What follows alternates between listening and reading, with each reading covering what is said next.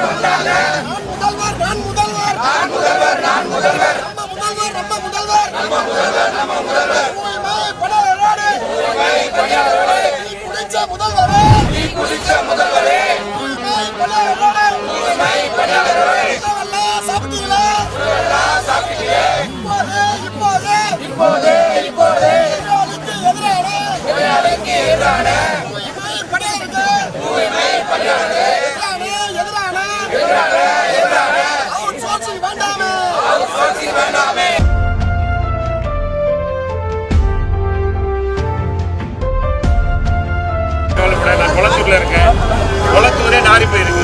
ஒன்றும் பண்ண தேவையில்ல. 2 லாரி குப்பை எடுத்து அவன் வீட்டில் எடுத்து வாட்ஸ்அப்ல கொண்டு முன்னாடி போனாங்க.